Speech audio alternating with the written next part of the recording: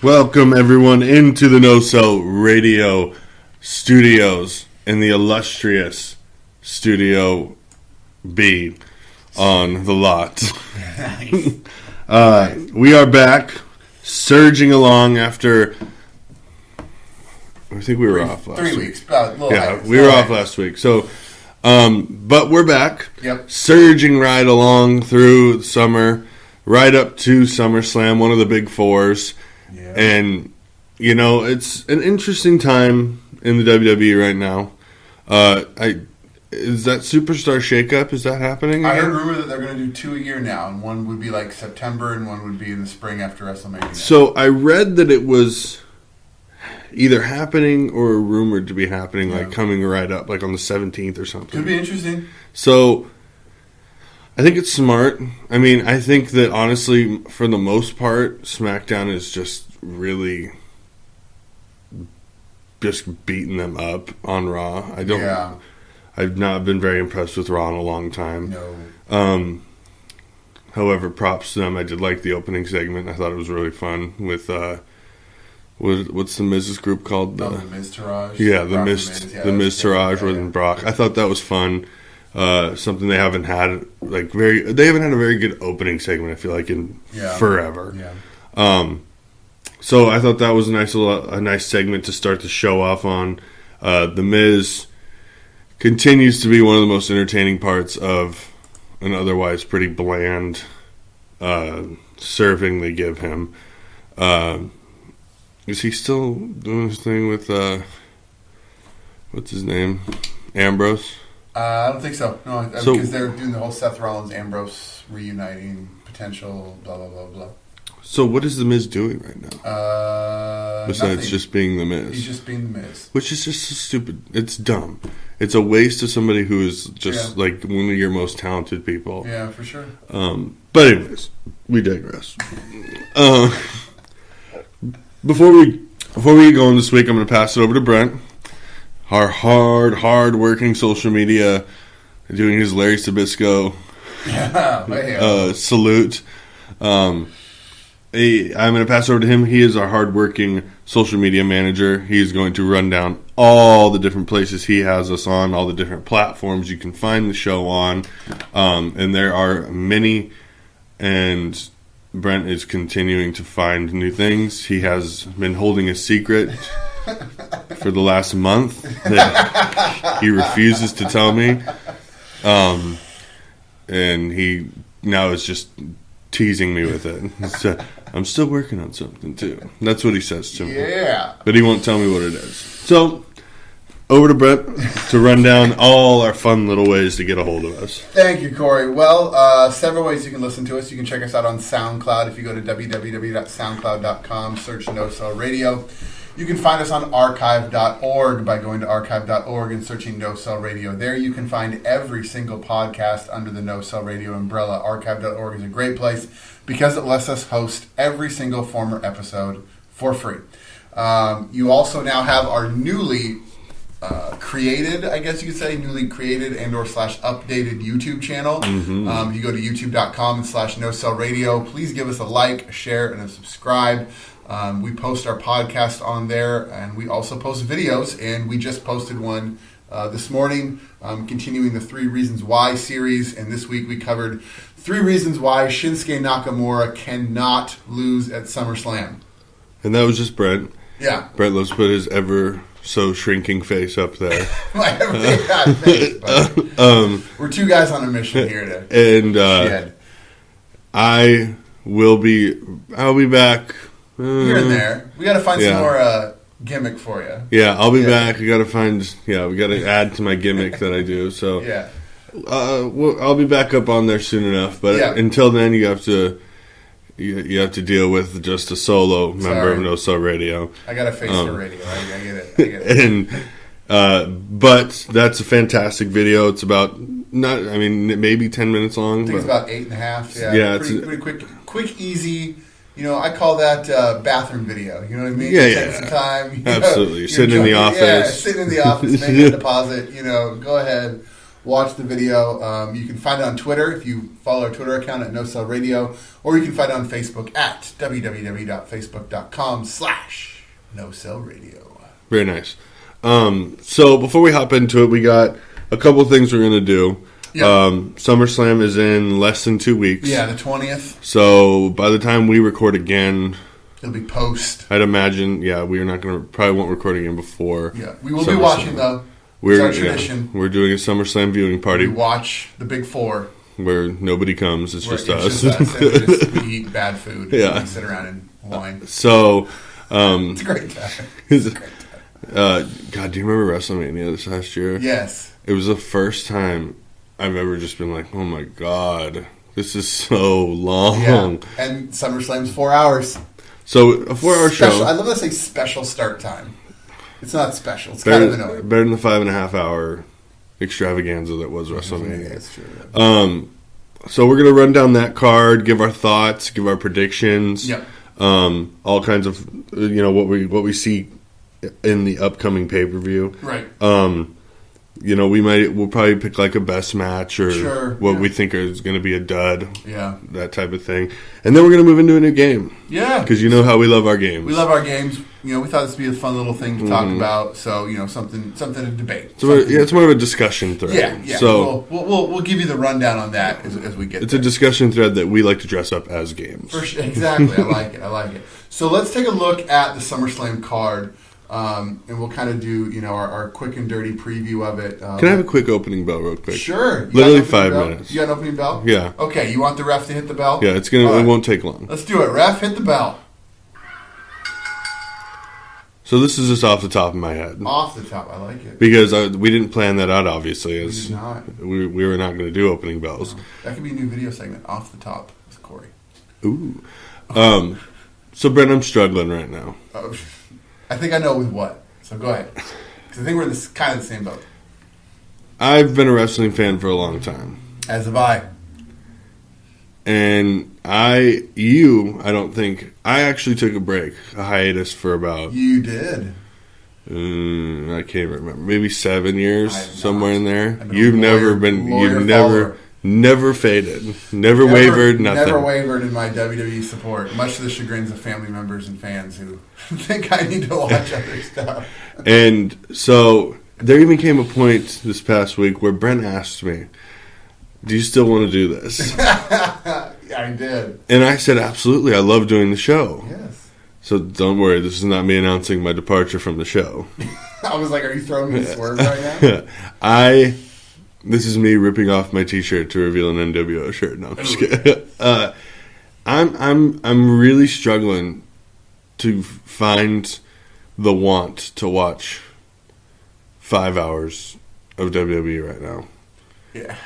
I mean, SmackDown can be very good. Yeah. I think last week's episode was outstanding. I had no trouble getting through it.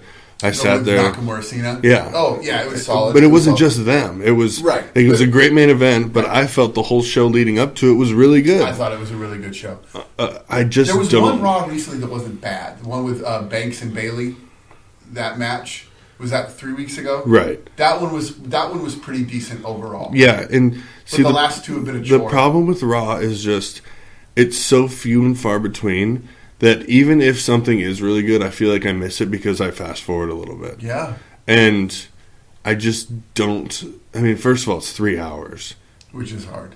And I guess this is more in particular to Raw, because if SmackDown, I won't say I have too much trouble watching it. For the most part, there's people I'll fast forward through SmackDown. I'm being honest. Yes, there's certain people if they come on the screen. When Naomi picks up a mic, I fast forward. Start to go through. Yeah. Because you actually even said to me, I remember like a couple weeks ago, you were like, "Wow, Naomi wasn't cringeworthy." Like you didn't say she was good. No, but she was not. Yeah, it was, and I was like, "Wow, I'm gonna have to go back. I'm gonna have to rewind it because I fast forwarded right by it. It wasn't bad." So yes, that is where. My state. If we're doing like a state, you know how they do a state of the WWE. Mm-hmm. I guess that's where I am as a state of a wrestling fan. I don't see myself ever going away from it again. But at this point right now, what does it say that and I know that I'm not alone in this. Yeah. No. What does it say when, it's just, it is a chore to watch Raw sometimes. Yeah. Like, there's a lot of other things I'd rather be doing or watch. Yeah. Or, stare at a stealing. Yeah. I mean, most of the time, I'll put it on in the background and I'm doing something else. Right. I'll watch it often to get through it, so I know what happened, so I'm up to date. You know what I mean? I'm rarely now watching for the entertainment value of it, or like, I can't wait to see what happens. And the thing is, a lot of it's become the predictability of it. Like, I'm not saying this is not me saying like I could be a booker. I know we joke like, book a show. Like, I'm not a booker. I'm not an agent. Like, I don't know that ins and outs of the wrestling business.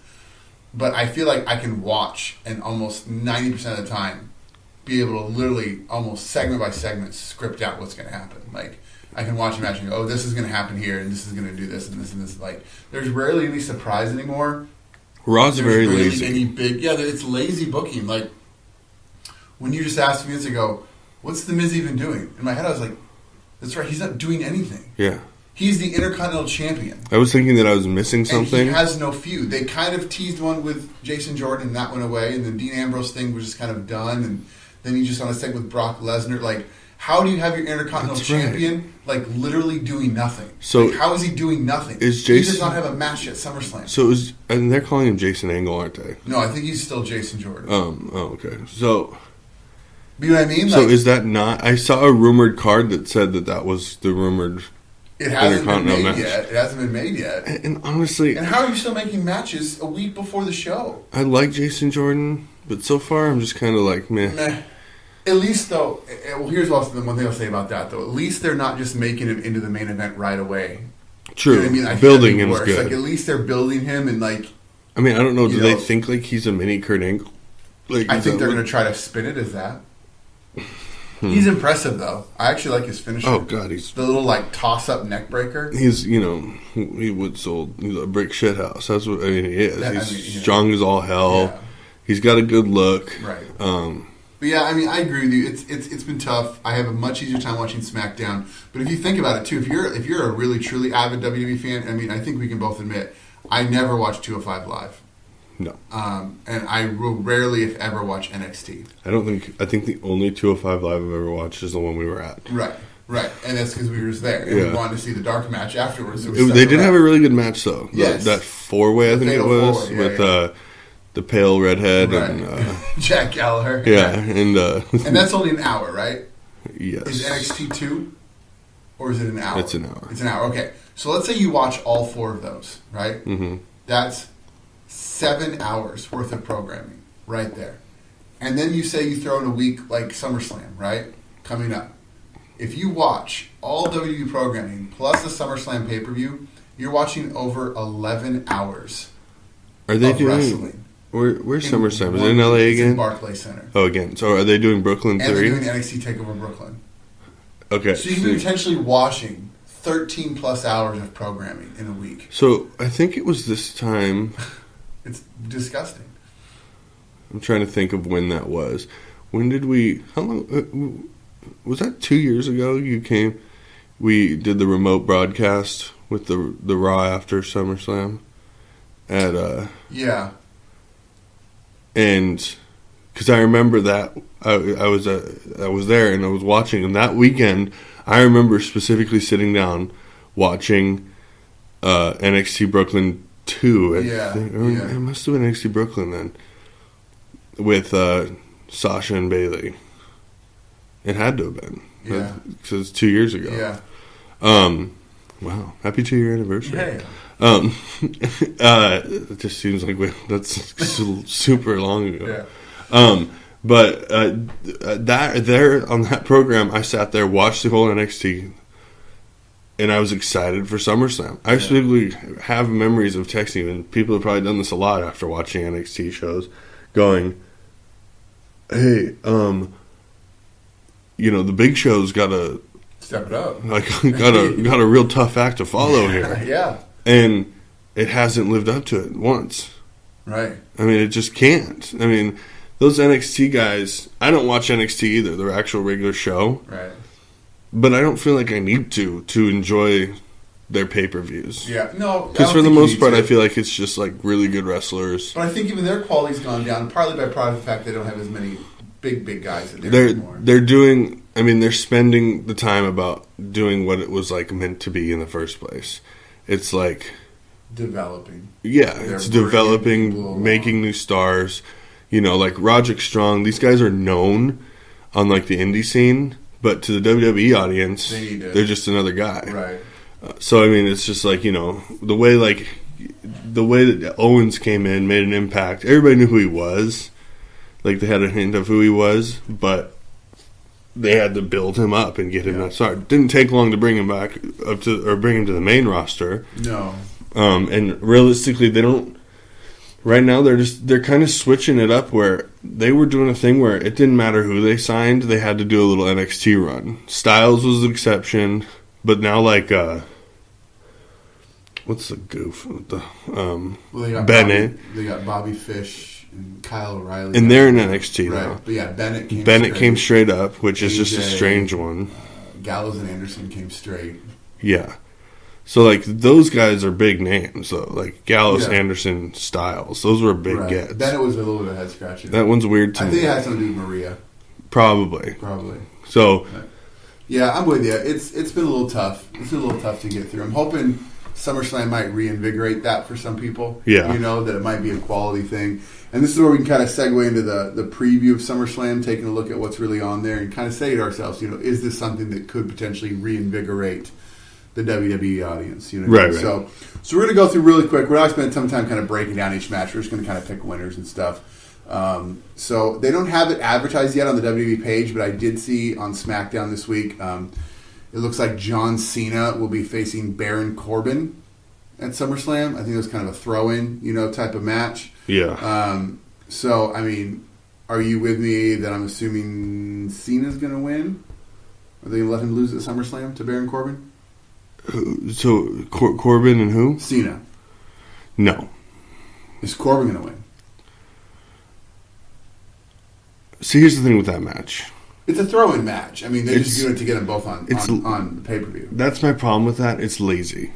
Oh, it's completely lazy. Because it gives them no time to build the feud. There's no reason behind it. If you want Corbin to get a big feud with a big name to help build his name...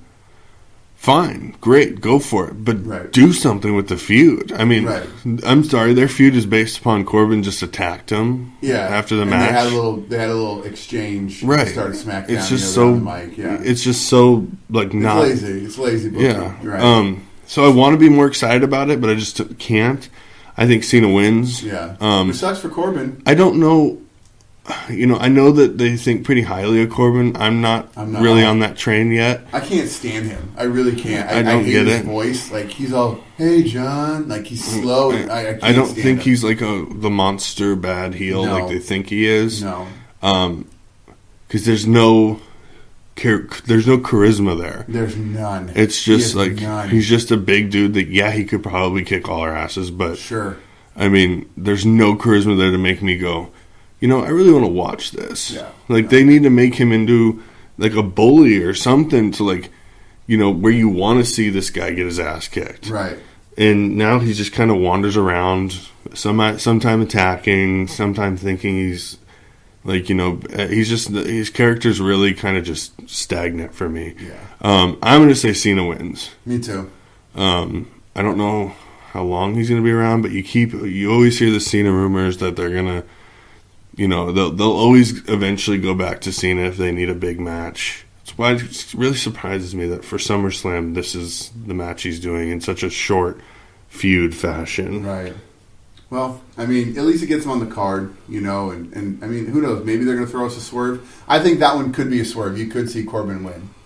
It could be one where Cena's willing to put him over. Could be. That could be an interesting swerve. I mean, it could be. But I think Cena's going to win, too. It could be like a Corbin...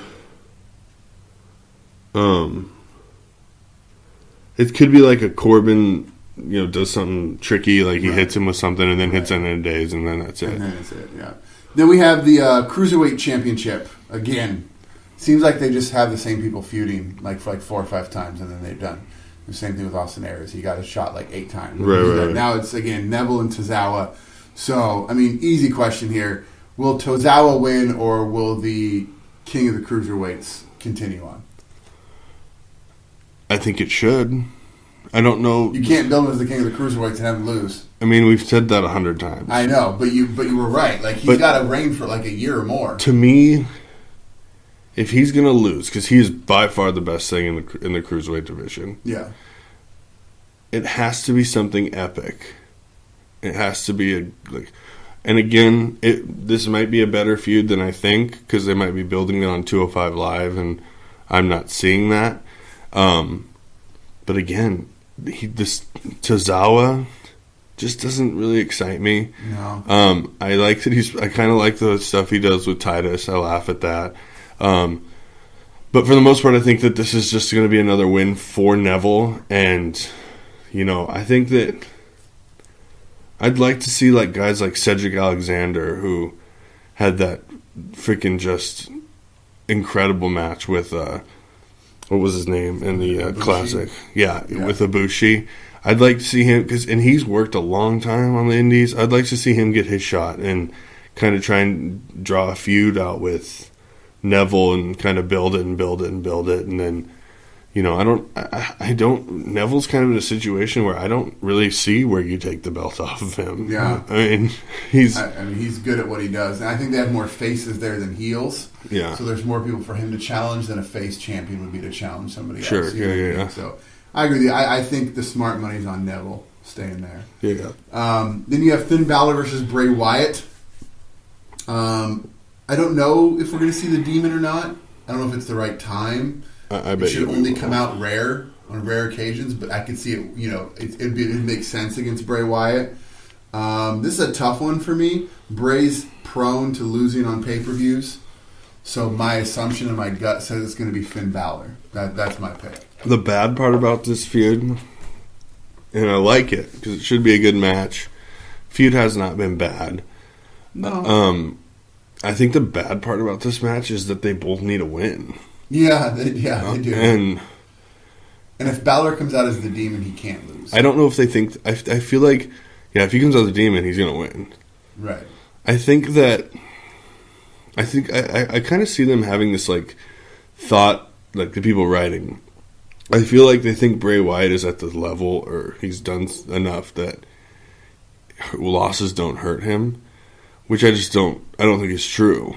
I think he's never been built to the level of losses don't hurt him. Well, I think they do feel. I mean, Balor's promo on Raw, as he even said, he goes, Bray doesn't care about wins and losses. He cares about hurting people. Which is smart. And I think that's slightly an allusion to what the writers may legitimately think. Like, it doesn't matter if Bray wins or loses because he's still this creepy guy that people... Because he doesn't care. Yeah. All he cares about is causing destruction, which is great. I like that. Sure, Be smart. But you got to have that guy win. He has to win eventually, otherwise why is anybody afraid of him? Right. So yeah, I'm going to say Balor wins too, just because Bray doesn't get good things. Bray doesn't get nice things. He's a cult leader who gets his cult taken away. And is running self. Is his brother not just screaming? To be a Wyatt. Is he just like, come on? I know. He could be such a perfect. He's got the beard. He's got the long scraggly hair now. He's just like, I swear he was like, he's doing that and just being like, come on guys. Any day now. And another what I feel is a rushed feud to get a major WWE player on the show is Randy Orton versus Rusev. Hey, this is why I'm going to say this honestly. SummerSlam does not look impressive to me because it's a bunch of rushed feuds just to get the big guys on the show. Oh, we need something for Randy. Okay, let's get it with Rusev. Oh, we need something for Cena. Okay, let's get it with Corbin. It's just a bunch of reasons to get the names on the card. And this is the problem. There isn't a match yet that's excited me. This is why, back in the day they used to have like, I think 5 pay-per-views a year. Yeah, they used to be big deals. And then it was one a month. Right. And now it's like you had a chance. 18. You had a chance to build feuds, sustain long feuds, switch feuds up. Right. Give people an actual reason to care. The problem they're running into with all these pay-per-views is that it's too hard. It's not possible. Yeah. It's not possible to sit here and 1 second, Cena, or not Cena, but Yeah, Cena and Rusev are feuding, and now he's done with them. He's over that. And now he's on to Baron Corbin. I mean, 3 weeks later, now he's fighting Baron Corbin. Or 3 weeks later, Randy Orton's over going for the title. Rusev is like, what is like, is Randy Orton is he just not like nationalities now? Why is he on No, it's his deal. He can't fight another American? I don't know. I'm going to say Ruru wins this, actually. I sure hope so. He needs something. Randy Orton it's such a sad case to me because I love Randy Orton. We've talked about this 100 times. Yeah. I've said he used to be one of my favorite characters of all time. I used to want to be heel Randy Orton. But now he's just like... He's weird. He's just like a dad that hangs around the game too long. It's really weird that you wanted to be heel Randy Orton. I wanted to be the guy that punted people in the head with the creepy viper crawl out of the ring. Like if you're a wrestler? Yes. Okay. Like that. No, yeah, not in real life. Not like walking around every day. If I was a wrestler, I would be like, give me the heel Randy Orton character. I mean, it's a great character. It always was a great character. It was amazing. God, I know we've talked about it so many times, so I'm not even gonna... Like, I just hate everything about it. I hate how he gets excited when he's a face. Right. Like, he's, like, swinging his arms. I just hate all of it. So you give him the win to Rusev or Randy? I'm going to... Are they going to go traditional and go with Randy? I think Randy's going to win. I think Rusev... Ruru going to get nice things. I think Ruru should win. Ruru needs nice things. And I think Ruru needs Lana back. Yeah. Bob. Even though... They don't even address they're together anymore. But I will say... Again, I will say Rusev is not terrible on the mic. No, he's not. He's actually extremely hilarious. Yeah, he's pretty good. So I guess he doesn't need Lana. But, yeah, he does fine enough getting heat. Okay. So you say Randy wins and denies Ruru. Do you think Ruru gets a lot of heat because over half the audience thinks he's from Russia? Probably. Probably. No, is he really from Russia? No. Then we have this, what I think is going to be the snoozer of the show, the SmackDown Women's Title match. Wow. Naomi You're not supposed to say Natty. that. What? We're supposed to, at the end of this, Oh, we're well, doing I'm best just match saying right dud now, and snoozer and a half. look, this is how boring I am with. I'm so bored already. Snoozer and a half. Who's even in it? Naomi and Natty. Oh no! Please don't let either one of them talk. Neither one of them should come near a microphone during that day. I can't even look at Natty. I'm going to say Naomi wins only because I actually think you might see Carmella cash in. See, I find Carmella entertaining. I do too. That's why I think she may cash in and give us a moment of SummerSlam. But I think Naomi's going to win the actual match between her and Natty. Yeah. Something will happen during the match, I think, but I think Naomi will win the match. I'd agree with that. I back that up. But snoozer. I don't care. Snoozer. I'll pick a different one later just for fun. But that's Charlotte. I think the only match I've ever liked in Natty's was Charlotte and Natty at NXT. Yeah. And it might be because Nate was in the corner doing nature. Doing his thing. Dude. Okay. I know we're trying to stay on top here, but to Corey, that's nothing. Edge and Christian, their podcast, they had Charlotte on there. Oh. And it was so funny because she talks about like how she's always like in the middle, she'll like in the middle of matches, she'll just like look over and realize that her dad is just going completely rogue when he was out there. Like there was a finish to a match and it involved him and it was coming up and like the spot was coming up and she said she looks over and he's just sitting here, he's like looking in the crowd just wooing at people. She goes, "What are you doing?" She goes, Dad, get over here. And he like snaps out of it and then runs over and does the spot. She goes, he constantly is going rogue on the outside. I totally believe it too. He looks like the guy just doesn't even care. Like she goes, she's like, there's like multiple points during the show. Like I just want to look over during the match and be like, stop wooing. She goes, he's just always doing something like, and she's doing his flare flop and.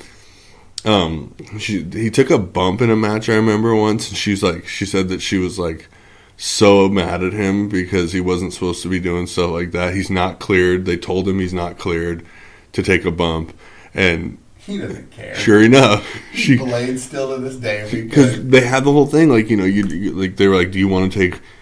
you don't have Rick take a bump. And they're like, oh, well, then we'll have to put him through a physical. We'll do all this. And there just wasn't enough time. So they're like, all right, you're not cleared to take a bump, so don't take the bump. And she goes, we're in the match. And she goes, and I knew he was so upset. She goes, and I look over, and there he is on the apron, just strutting and doing all this stuff. And then he gets hit and flies off because it was Sasha. And she goes, and I was so mad at him. And I could only imagine. Like, could you just imagine being Ric Flair's child? Oh, God.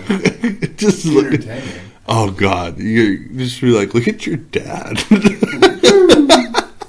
it. Shout out to Ric Flair. God, I love Flair. Shout out to Ric Flair.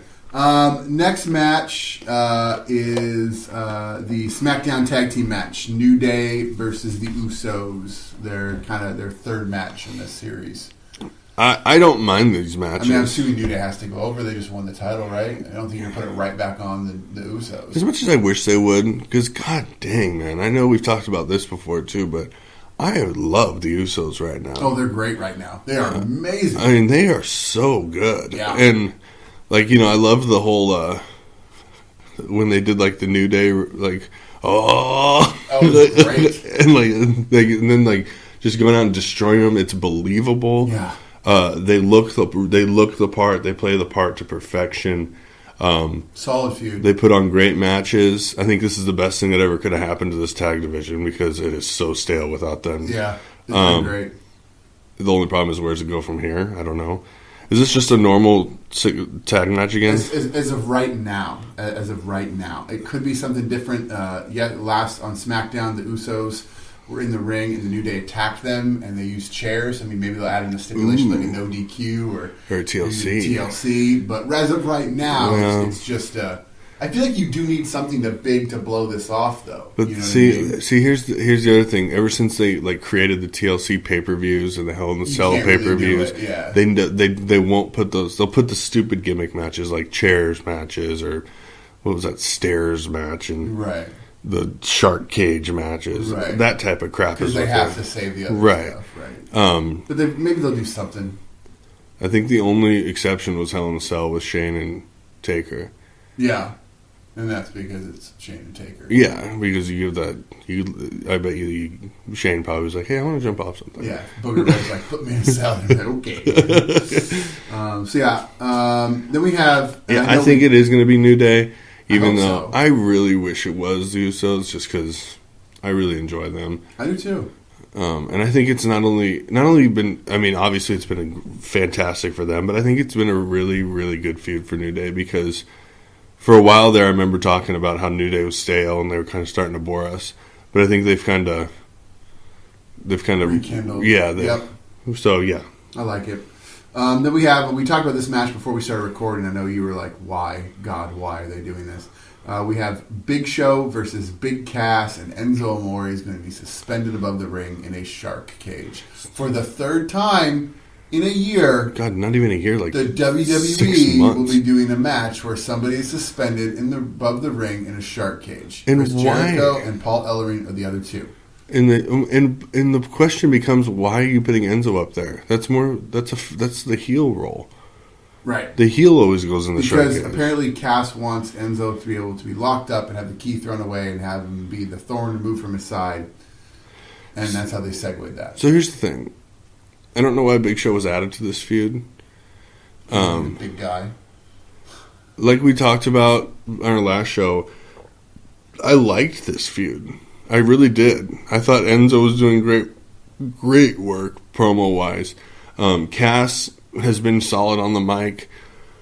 I'm still so fascinated if they're going to do anything with this whole Corey Graves angle. I don't.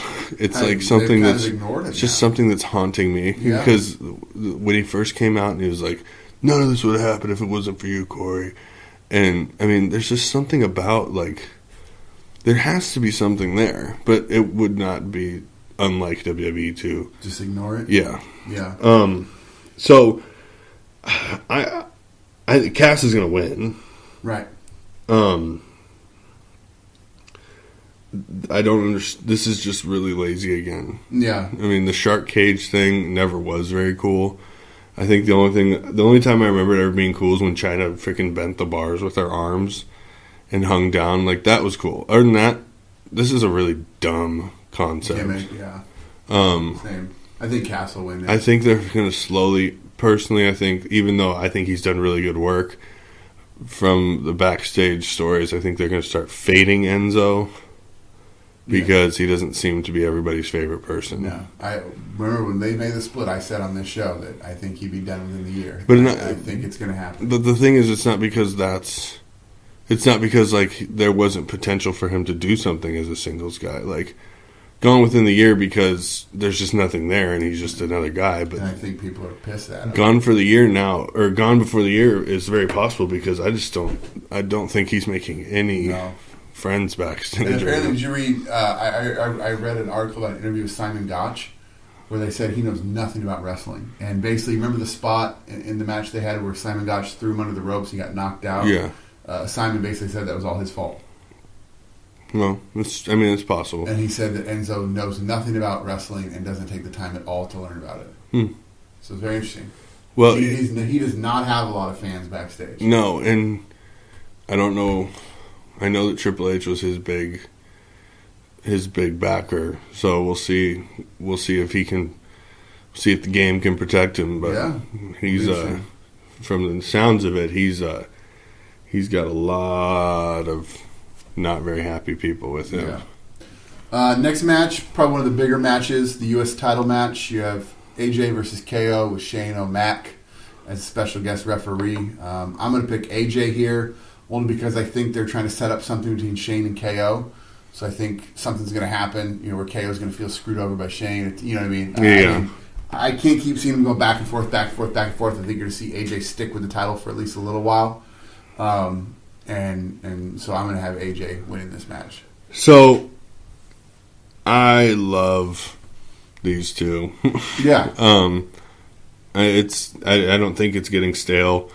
I think this is going to be another one that's going to be a fantastic match.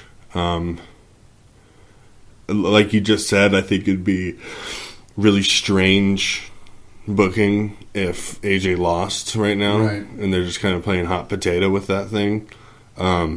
Mostly it depends on where they want to, which guy they want to move up to the next tier, main event level matches. Yeah. So whoever I think whoever they plan on moving up is going to lose. So, and I think it's going to be Owens. I think Styles is going to keep the title and carry that for a while. But yeah, it's the one match other than New Day Usos that have. When you said it, I was like, "Ooh, that could be fun." Yeah, I mean, because you got quality people that can actually put together a match and make it. And even though you've seen it, you're okay seeing it again. Yeah. It's like a good movie. Right. I've watched The Sandlot 45 times. You know what? I'll watch it 46. Tin Cup. Yeah, you know what I mean. Like you'll watch it. Then we get to the title matches. So the first one is Nakamura versus the Maharaja, Jinder Mahal. If you watch my video, you know where I stand on this. I think it's got to be Nakamura. I think it has to be Nakamura. I think there's several reasons, 3 in particular, as to why WWE cannot let Shinsuke Nakamura lose. So I'm going to say Shinsuke Nakamura wins this. I think that Jinder Mahal's going to win, and they're gonna carry on with the modern day Maharaja. Okay. And I'm not as sure thing like he has to win. I don't think he has to win. But I wouldn't mind if he won. I wouldn't at all either. There's nothing like a good Shinsuke Nakamura entrance in the match. Nope. I'm very curious to see, because this is really the first time that Jinder's had to face somebody that's not Randy Orton. Yeah. So I'm really curious to see how the match goes and what it's like and how he works with him. So I'm really curious to see how the hard hitting style of Nakamura, and I'm really curious to watch that part about it. And I'm excited for the match just because I want to see that. I want to see how Jinder I mean, this is his chance. Can he work with someone like this? Yeah, this is his next level chance because we know he can work with Randy, who's been doing it for 15 years. Blah blah blah. Now it's time. Can you go and just do it on your own? Right. So I'm excited about that. Right. The Maharaja. Then we have the big Fatal 4-Way. It's billed as like the main event. You have Brock Lesnar as the champ going against Braun Strowman, Samoa Joe, Roman Reigns. Fatal 4-Way, Universal Championship. We've had this added little bit of wrinkle that Paul Heyman came on Miz TV and said that if Brock loses, him and Paul will be gone from WWE. You know, we hear rumors that there's this potential John Jones fight out there with Brock Lesnar, so is that happening? But I read a report recently that he has no intention of leaving, and this was all a reason to capitalize on the John Jones rumor and like add some spark to everything. But isn't it said that he's not re-signing?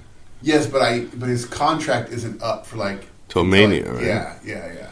See, here's the thing: Brock is not dumb. No, this is not the first time he's done something like put a rumor out there, put this out there to drive his price up. Right. And I think that every time contract time comes around, he puts a little birdie out there that says like, yeah, I'm probably going to leave and go do this, which causes people to say, oh, well, what if we gave you this much more money? He's not dumb. So until he's actually gone, I don't buy that stuff. Right. Which doesn't mean he can't, because he fought that one guy that's still in WWE. Yeah. I've heard they're kind of okay with that. Yeah. Like they're okay with it. Because it puts his name out there. It shows your brand. Out there. Yeah. Sure. I think he will get destroyed by John Jones. But this is not the UFC podcast. But to watch the fight. John Jones is a different level dude. I mean, pay to see that, though. So do you see Brock winning this? Braun, Roman, and who? Samoa Joe. Yeah. See, I'd love Samoa Joe to win. I would love, and again, rumors that I'm hearing are that Paul Heyman is fighting for Samoa Joe to win, and apparently another report that I read is that they have told all the participants that no one but Brock will know the outcome until right before. Like in the ring? So Brock's the only one that's aware currently of what the finish is planned to be. Why? I don't know. And then they said no one else will know until right before the match. Who told you this? I read it on dirt sheet. On a dirt sheet, yeah. God, this is weird. Why? But Paul's advocating for Samoa Joe to be the winner. Personally, I would love to see that. I want Samoa Joe to win. I love Samoa Joe. I love his character. Yeah. It's legit. Oh, it's great. He's, I think he's very good on the mic. He's very believable on the mic. Yeah. However, I think Brock's going to win. I think if his contract's here through WrestleMania, he's going to be fighting at WrestleMania. He needs to have the belt with him, so I'm going to say Brock. But again, my heart's pulling for Joe because I just think it'd be a cool thing to see Joe as the champ. As much as I would love a champion that's there every week, yeah, I do understand the appeal of Brock. Just showing up. The spectacle. Yeah, destroying everything. Wants, yeah. I mean, I think they've done a good job. Heyman's done a great job in his promos of dressing that up. I don't need to be here every week. Right. I show up when I want, right. And that's how I do things. Yeah. And so I think they've done a good job setting that up. And the three guys, Braun, Roman, and Samoa Joe, have done a good job of just carrying that feud between the three of them. Yeah. And it's like three guys it's three guys who have to ultimately take one guy out. Yeah. So again, just like you, I want it to be Joe. I don't think they'll do that. Right. So I already kind of alluded to my snooze. We'll do a snoozer and a potential match of the night. I kind of alluded to my initial snoozer as the women's title match, but I think that's fair. Do you have another one that could be kind of a dud? Showcast will be a dud. Okay, because that'd be my other pick, too. I think Showcast could be a really big dud of a match. The other ones on paper, like Finn and Bray can go. Like Rusev and Randy could be okay. I think that's going to be you can put on good matches. I just see Showcast being like a dumb, big guy match where... What do you think could be the match of the night? Or maybe a stealer, one... So the pick last month was the tag match. The tag And match, it delivered. and I think that's true. I think the match of the night, not really show stealer, but I think it's almost expected. I'll always if you put Styles Owens against each other, I'm always going to pick it. Right. I don't think it's going to be like a surprise to anybody, but I think you put those two guys together, it's a good chance it's going to be match of the night. I like that. I'm going to say the Fatal 4-Way only because I think with those four guys and their strength and their capabilities, you can see some really cool spots. I think that was my was my other thought, because I think that match has the potential to be like the surprise show. Those are all psychos. Yeah. Like, you know what I mean? Like, they all really have no care or regard in terms of, like, they'll do almost anything. Yeah. You know what I mean? So that could be a really, what I call kind of a cool spot fest. You can see some really cool spots. Yeah. With those four big. I mean, it's not gonna be like a high flying. It's just gonna be a brutal. It's just gonna be a brawl. Yeah, and I think that was my probably Lesnar, because he can do whatever he wants. He doesn't care. Yeah. Which I just admire so much about him. I know. I love that he just does, like, he does not care about what anyone says. No, he'll do what he wants. And if he wants to get some blood, I'm gonna go get some blood. Okay. Yeah, right. I don't give a shit about your kids. One of the best lines of all time. And that was my other thought, though. I thought the Fatal 4-Way has the potential to be kind of the surprise show stealer. Yeah. But who knows? We'll see. SummerSlam, August 20th at the Barclays Center. We'll be watching. Probably, what's today, the 10th? Yeah. We'll probably record that week. Yeah, talk about post. Yeah, all that stuff. Yeah. So we'll be, next time we're back, we'll have all the rundown. The whole rundown. So that leads us into our game. Again, we covered SummerSlam. We went at it. So that gets to our game, and we've had a discussion. This is something we've discussed every year.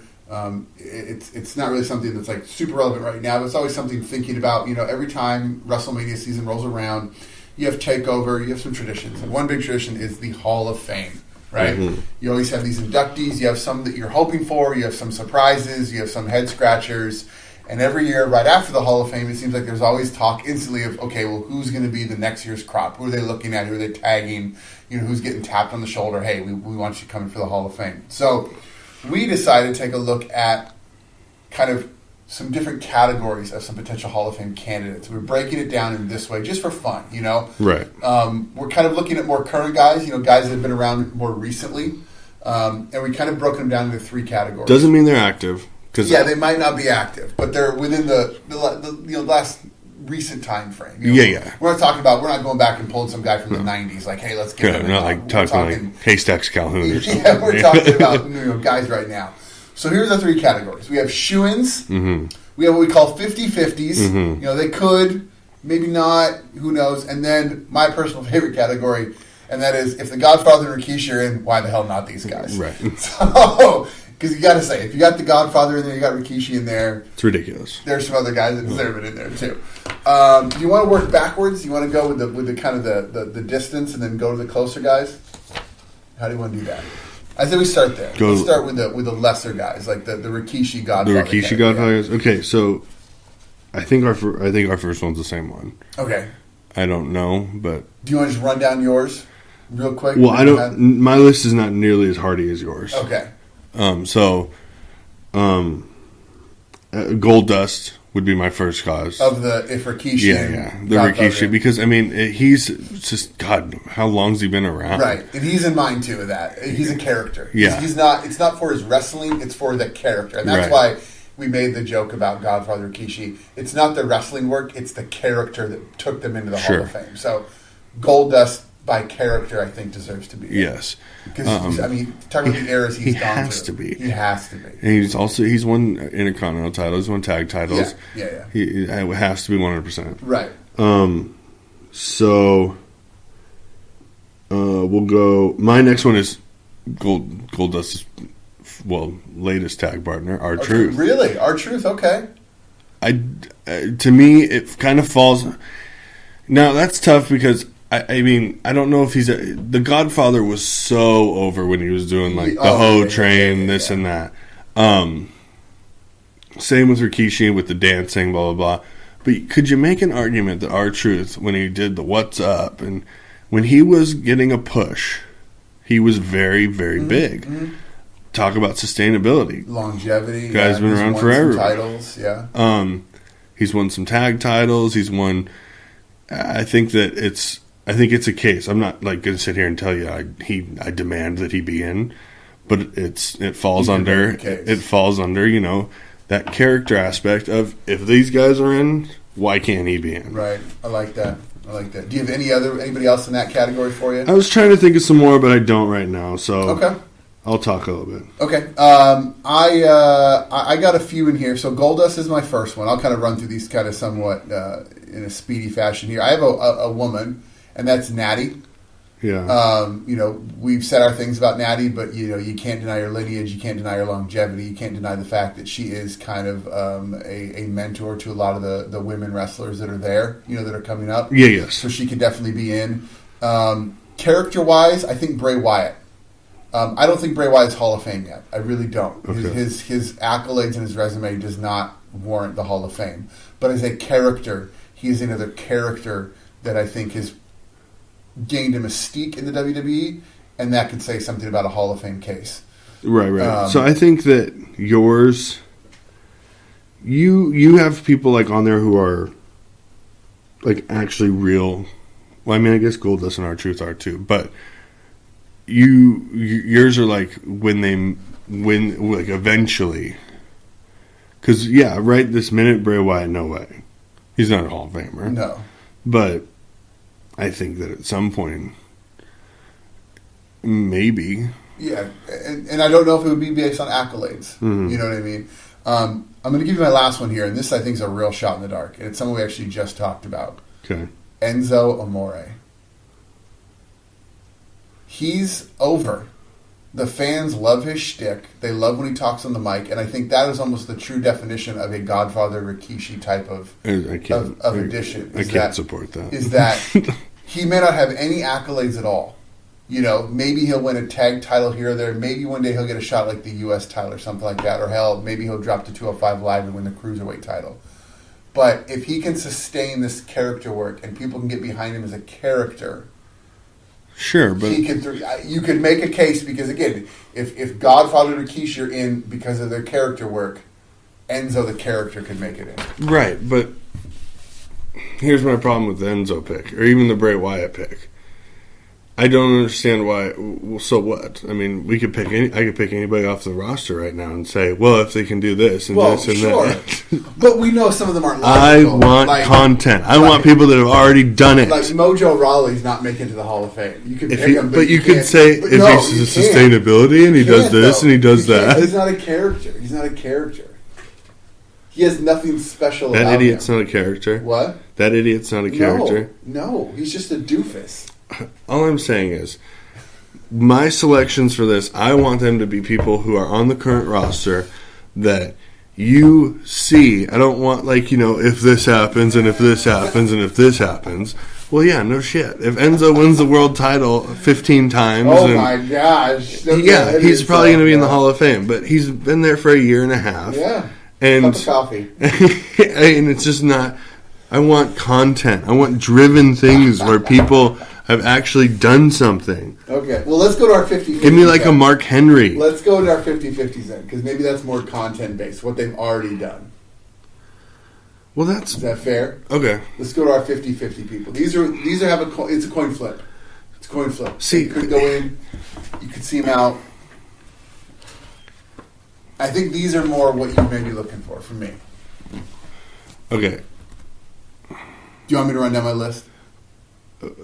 I think no. Hold on. I think that no.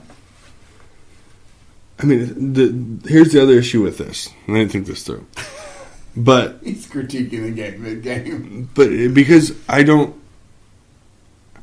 think we should have picked from the last 20 years because honestly, the current roster is so young, right? If you don't, and we talked about it, we don't want to pick the obvious ones, like the Ortons, the Cenas. Yeah. That's dumb. They're obviously... we know that, blah, blah, blah. But the roster's so young. Right. But that's kind of the fun of it, though. That's the fun of it. I mean, realistically... Who then could come out of that and be someone that's that's known forever. But that's the problem. You could do that. You can easily say that with anybody. Can't, I don't think. Enzo Amore. You can't look at me and say Kurt Hawkins. You can't be like, well, I'm going to pick Kurt Hawkins. Yeah, but I can say... Nothing will change what Kurt Hawkins is. Heath Slater is not going in the Hall of Fame. Why not? He's not. Why? Because he doesn't matter that much. If you just put up Enzo Amore, why is Heath Slater not the same boat? Because Enzo's a better character. That's an opinion. He's a more over character. That's opinion based. You're right, and that's what the Hall of Fame is. At some point, though, Heath It's not Slater. opinion based. This is what Vince McMahon wants, and he was able to schedule. Heath Slater is. I mean, he's never over as Enzo, but he's been God. He's been there forever. He's won tag titles. He's won 3 tag titles. Yes. He's had character after character after character. He's hilarious. I don't see how that's. I think Heath Slater can make more of an argument than Enzo at this point. Hey, that's the beauty of this. Opinions are differing. You got to do something for me. We're not in agreement here. All right. My 50-50? But see, here's my 50-50. My 50-50 would be like Psycho Sid. Okay. Fair pick. Fair pick. The ruler of the world. Totally fair pick. Totally fair pick. I love that guy. I liked him too. That like Psycho Sid would be my picks. Like, what about like? Do you want to hear mine? I'll tell you. I mean, Schuins. I was thinking people like you more overlook. Right, and I have some overlooked. Like New Age Outlaws is somebody that I think sure. should. Well, I guess they technically are. Is DX in? I don't think DX is a group. DX is not in yet because Triple H is still doing his thing. He wants to take a backseat role. Right. So let me give you my 50-50s, and you can kind of tell me if I'm on the right track here as you think. What about Too Cool? Sure. I mean, why not? Scotty Too Hotty and why not? Grandmaster Sexy. Yeah. I mean, why couldn't they go in? They were all super over. Sure, why not? Rikishi's in. Rikishi's in, sure. Yeah. Rikishi won singles titles. Did he? Yeah. Did he? Yeah. He had the Intercontinental. The only thing I remember him is falling off that tail and selling the truck. In the That's the bark. only thing about him. He had the Intercontinental title. Did he? Okay. Maybe 2. One title. Okay. He's had tag titles. He did it for The Rock. I did that. And he had one of the most over moves. Yeah, he did. Of the Attitude Era. He did. Sticking his big old ass in people's faces. All right, let me do my 50-50s here. Mm-hmm. You can kind of let me know what you think, okay? I have a tag team. The Usos. I think they're a toss-up. They're a toss-up, but they have a resume. That's a fair one. That's a good one. They have a resume. I'll say that's a good one. They've done things. Right. Yeah, I accept that. Then I have Dolph Ziggler. Yes. He's a toss-up. I don't think he's a shoo-in, but he's a toss-up because he's got a really solid resume of accolades. Did you know that Edge has 11 world titles? Yeah. He's like one of the most successful wrestlers ever. Yeah. For some reason, that never clicked with me. Oh, he's amazing. I was watching old Raws, as I do. Yeah. From like his heel run in like 05 against Cena. Oh. God dang, man, that was good stuff. He was great. He's so good. He's great. Yeah. And it's amazing to me how funny they are. Yeah. Okay. Shout out to the E&C Pod of Awesomeness. I love that show. Yeah, they're great guys. My other male in here is Dean Ambrose. No. WWE title holder, U.S. title holder, Intercontinental title holder. Absolutely not. No, he's a 50-50. So he's not in there yet, but I mean, he's won the 3 major titles. Are we just going to put every champion that ever won one in? No, I'm just saying when you've won all 3. Is he a Grand Slammer? What hasn't he won? Has he ever won the tag titles? Or was that Roman and Seth? Because remember at one point Shield had all the belts, but he had the U.S. Technically, title. he has not. So he has not won the tag titles yet, but he's won the U.S. title, the Intercontinental title, and the heavyweight title. Rollins has never won the Intercontinental. And Rollins has never. Oh, Rollins did win the U.S. title. That overrun where he was awesome. But so anyway, I think he could. I could see how you can make an argument. Again, my issue with it is it's a sustainability thing. Like, and I don't like saying like if he continues doing this, right? But I'd say there's definitely an argument there. He's a multi-time IC champion. He's right WWE champion. I mean, you could definitely argue it. Right. So he's 50. And then I have 2 women. Okay. Sasha Banks and Alexa Bliss. Way too early. No way. Well, it is, I think, too early, but here's the thing, too. Sasha's already won 3 women's titles already. So diluted. And Bliss, well, it is diluted, but we have to understand we live in that world now. Like, you're going to get people with these multiple random reigns because they play hot potato all the time. Bliss has now won 2 on both brands. So she has that history thing going for her on that. She's the first woman to win both of them. No one's even done that yet. Charlotte still has yet to do it. She's the only one that has a chance of doing it. So I think if they're going to continue pushing those 2 in that way... I don't know if it's a 50-50 to me as much as it's kind of like, Well, I also look at it this way, too. They always put a woman in every year. I have such an issue. So how many more women do they have? You know what I mean? I have such an issue with somebody who's been there for 2 years. Yeah, no, I understand. I completely understand. I just think if I'm also looking at how they book the Hall of Fame, there's always at least one team, there's always at least one woman, there's always, eventually you're going to run out of women. Is Victoria in? No. Molly Holly? No. Ivory? No.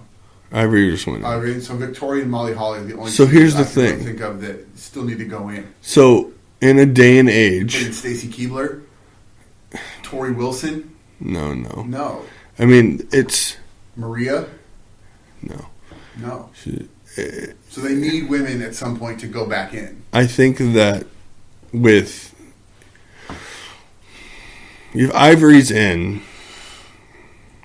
And see, it's harder to judge because women's wrestling is such a big thing right now. Right. It's building back up. Back when Ivory and them were around, it was not... No. They weren't wrestlers. No. They were... Ballets. Showing your bodies and all this stuff. Yeah. So... I don't know. I definitely could see how it could happen, but at this point, I say no and no. Okay, fair enough. Do you have any other 50-50s that I haven't mentioned? Anybody else? In the current roster, I like Ambrose. I like Ziggler. I think Ziggler's the perfect pick. There's one that I'm on the edge. I don't know if I want to put him 50-50 or shoe-in. Because, honestly, if you look at his resume, it's shoe-in. But I think he's a shoo-in, and I'm pretty sure the company would think he's a shoo-in. I don't know if the rest of the universe would because he's so damn good at his job. And I think you have the same guy. Is that The Miz. Yeah, I have him as a shoo-in. He has to be. So I looked up his resume. Okay, so for anyone that doesn't know it, here, former WWE champ, 7-time Intercontinental champion, 2-time U.S. champion, 6-time tag team champion. Who did he win titles with? Money in the Bank winner. Who did he win 6 titles with? He won it with The Miz, or he won it with John Morrison. He won one with John Cena. He won one with The Big Show, and I think he won one with R-Truth. Oh, wow! I remember the one with Morrison, but the guy has held. He has to be 16 titles. His resume. To me, he is a complete shoo-in. His resume right there, what you just read off, is better than my number one shoo-in. And I think this person is overlooked. Yeah. As far as shoo-ins go, I think there's no doubt that people would say, oh yeah, that guy's in. But he's not the first name out of your mouth if you say who should go into the Hall of Fame. Right. Can you believe that's the Miz's resume? A guy that people used to hate came from the real world. It's really impressive what he's done. And he was I was looking stuff up earlier. He was voted most improved wrestler of 2016. The guy. You can't. He was voted most hated wrestler in 2011. You can only. That's a 2 notches on the belt. But I think that's isn't most hated heel work? Yeah, I think so. And wasn't that his title run? Yeah. 2011. Yeah. It's just. And I feel like you gotta. For some reason, I feel like The Miz is a guy you just have to defend. When you shouldn't, because people don't like him as a whatever, he's real world good. But the guy, you can't. How can you ignore that resume? His resume is ridiculously. His character work is amazing. His character work's fantastic. His promo work's fantastic. Amazing, yeah. But on the side note, something that I don't care about, but and as fans we don't care about, but who other than Cena has been a company man like that guy? Nobody. He is the WWE. He's the guy that they'll sometimes send when Cena can't go somewhere. Yeah, he's we'll send him here for this promo. We'll send you his radio. They send him all over the place. He is a company guy through and through. Yeah. He sits there and he preaches and preaches and preaches WWE superstars. Yeah. And that's what I think he has been able to do better than so many others. He's adapted. Oh, for sure. He understands what their roles are. For sure. And so he doesn't. I've never heard him call himself a wrestler. And that's all that the whole thing with Daniel Bryan was about. Like that weird little mini feud that they had, which made me think it was real because what was the point of it? Right. And it just seemed like two dudes that were arguing because they're pissed off. But I could easily see a guy like Daniel Bryan not liking The Miz because he's not this hard-hitting, Japanese-style wrestler. Right. He just wants to work safe and do his job. And a lot of stuff that he said in that, because it's not like he has bad matches or unentertaining matches. He goes, I've never been hurt once, to Daniel Bryan. And I think that actually kind of pissed him off because he was like, I've never been hurt one time. You're hurt all the time. You can't even wrestle anymore. And then you look at that. The fact that he's never been hurt. I mean, the guy is... I'll champion for the Miz all day. Yeah. And I have for a long time because I remember when you did not. I was not. My tune has long changed. He's just... I mean, he's taken his ball and just ran all open down the field because he even says that I'm not a wrestler. I'm a superstar.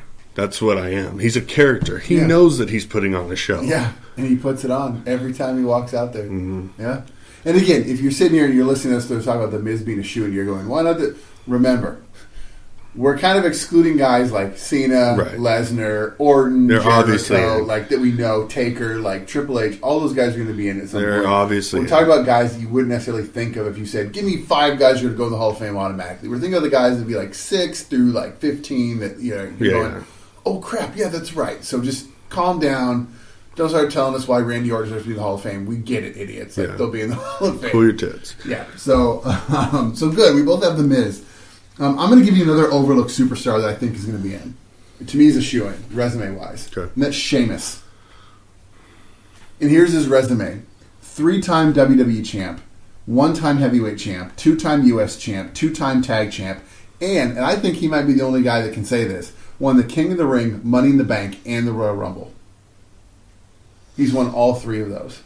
Yeah, I think that's definitely... And again, he's another Miz guy. I think the universe would be like, oh, God, did he win Sheamus. He never won the IC title? It didn't say that he did. No, I don't think he has. I don't think he has either. But I think the universe, I think fans will be like, oh, God, Sheamus is so boring. But again, you can't knock his resume. He has been around. You can almost call him another company guy. He's been a WWE guy. Mm-hmm.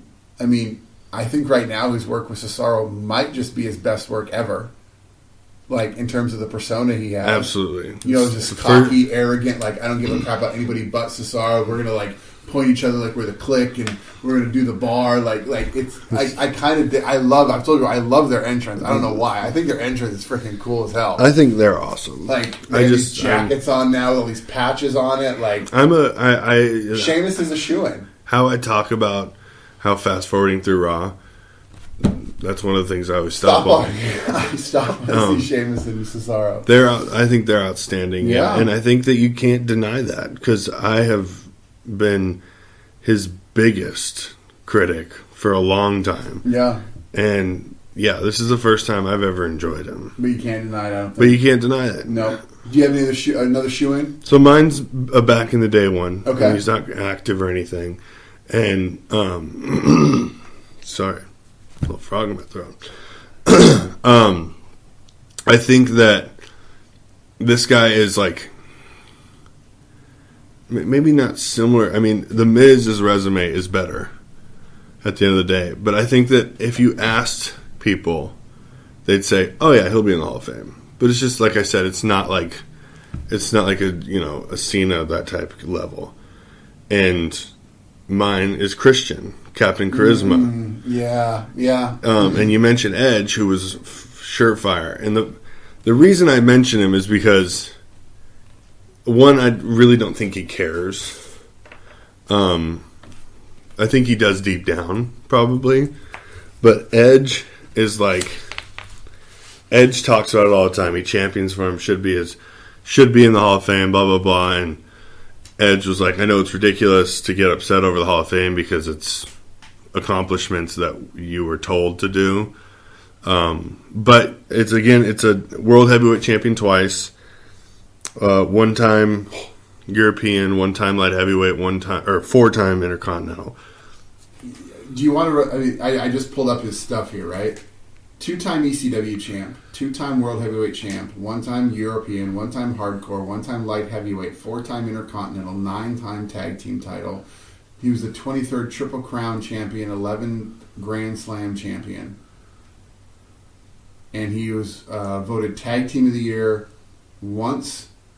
And he was a part of the Match of the Year twice. So, to me, Edge and Christian are such a... And they should be going in together, too, right? They should go together. Teams, you'll see guys that'll go in, we saw like Flair go in. Because Edge is already in. Right, so I think you're right. I think Christian is a definite shoe-in, and I think then you bring in Edge and Christian. Christian has always been... themselves. Christian has always been the secondary one, too. Yes. I mean, and then if you're going to talk about, people get inducted for things they didn't even do in WWE. Because at the end of the day, if, say, AJ Styles wrestles for 5 more years. Right. Till he's 44. And, he has a good career in WWE. Wins a couple titles, does this and that. But to put him in, because he's a guy you want to put in your Hall of Fame, obviously they're going to go back and do what he did with the New Japan. They're going to take New Japan. They'll take TNA. They'll do all that. And so then you got to talk about Christian going over to TNA and winning the world title a couple times, doing his work over there. Yep. I think the guy is extremely underrated. I always have. And I think that he's always kind of been in that shadow because Edge just took off. So, yeah. And,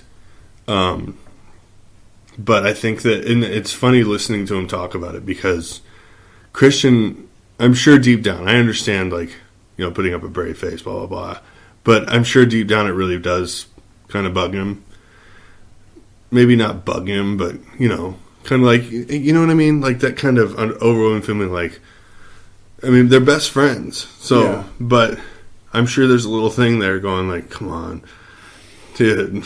Like that Marsha thing from Brady Bunch. We get it. Edge is great. And he's had such a great career, and I feel like, and Edge is always the one. He's always championing up. He said he should be in there. It's ridiculous you're not in there.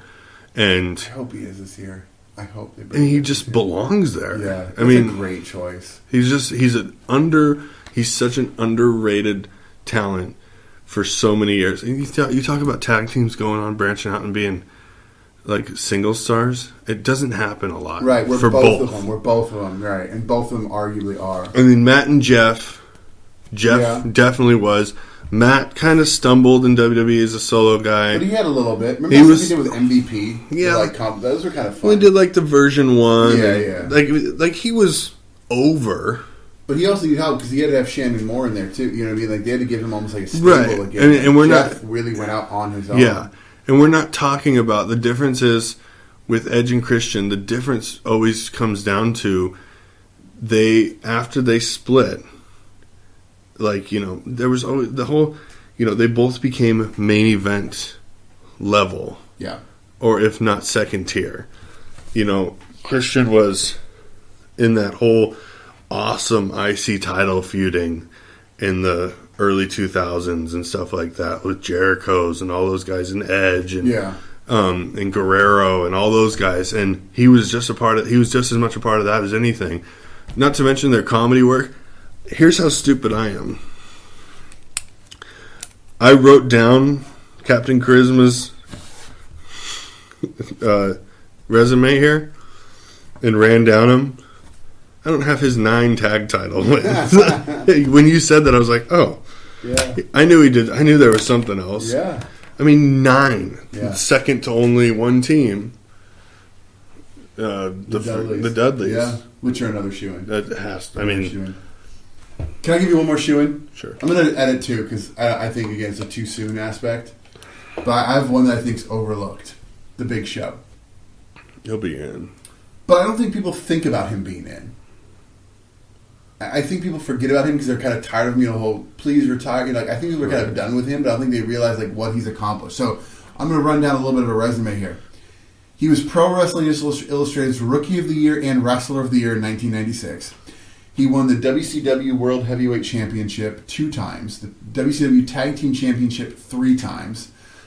He was a 1-time ECW champion, a 2-time World Heavyweight champion, a 1-time Intercontinental champion, a 3-time Tag champion, a 1-time United States champion, 2-time WWE champion, 3-time Hardcore champion, 5-time WWF World Tag Team champion. He won the Andre the Giant Memorial Battle Royal, 24th Triple Crown champion, 12th Grand Slam champion, and was also voted Wrestling Observer's Most Embarrassing Wrestler of 2002, and a 2-time Worst Feud of the Year winner, 1999 versus the Big Boss Man and 2013 versus the Authority, and was a 2-time Worst Wrestler, 2001-2002. Dude, but he's in. Ric Flair, didn't Ric Flair call him the best big man he's ever worked with? So, that's what I was going to say. I know out of respect everybody says that Andre is the ultimate. I think it's the Big Show. He has to have passed. Because the Big Show's way more athletic than Andre. It's not even close. Ever. Well, allegedly Andre was really athletic before. Well, he also drank like a gallon a day. A A barrel a day, probably. I heard the guy. His drinking stories are legendary. Well, so I think Big Show's a shoo-in. Oh, no, there's no doubt he's a shoo-in. There's no doubt he's a shoo-in. It's more a question: is he the best? Is he the best big man ever? I think it's hard because you have to figure out who do you qualify in big man. You know what I mean? I mean, Taker's a big man, so right. I guess. So is he better than Taker? No, but got that feud with Big Boss Man where he's holding onto the casket. Worst feud. It's awful. So that's my last shoe-in. I accept. I mean, that's an easy. I think that's a pretty easy one, but I think you're right. He's overlooked. He's kind of overlooked, yeah. Because I think of guys like Taker and Kane, are more. I think people have really popular because of their character. Yeah, I think people have lost the allure to Big Show. Could he win a 3rd-time worst feud now with Big House?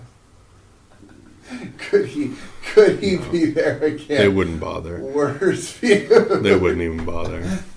I think he's had some duds though too. Well, the Authority angle was so stupid because he crying crazy, and everyone's like, "My God, why is he crying?" And then he punched Dusty. Right. I'm sorry, I did it. God, that was so terrible. So those are our lists. I'm gonna talk about a great feud. Dusty versus the Authority. I'll be a Huckle Day. That was a good one. Leave us any comments. Let us know if there's any guys we forgot. Anybody you're mad that we didn't talk about or anything like that. But that's our Hall of Fame discussion. And that's going to do it for yet another quality episode of No Sell Radio. Future endeavors, but I don't know. I'm so bored. It's hard to know who's leaving, who's going. I forgot who it was. Yeah. So I think we're just gonna let you be there. Okay. We're gonna let you be there. We'll end it on that note. Don't forget to follow us on Twitter at No Sell Radio. Give me your Facebook at Facebook.com/No Sell Radio. Corey wants a "You're fired." Vinny Mac. Ooh, that was a different one. That was a different one. That was a John Cena one. Check out our latest video on YouTube, 3 Reasons Why Shinsuke Nakamura cannot lose at SummerSlam. And I'm sure we'll be tweeting during SummerSlam. I'm sure we'll share our thoughts. As we eat our greasy food. So thanks again for listening. Did I see somebody making fun of Shinsuke Nakamura doing his hand thing? People, I'm sure, always do. But I feel like it was in a feud. Was it Baron Corbin? Maybe? Oh, I think it was. Oh, yeah, I think it was Baron Corbin. I thought that was funny. He's not. Yeah. I enjoyed that. But that's it. Sorry, Baron. I don't like you, buddy. I wanted to give him something. Right, throw him a bone, I guess. Anyway, I'm Brent. And I'm Corey. And we'll see you next time on No Sell Radio. Oh.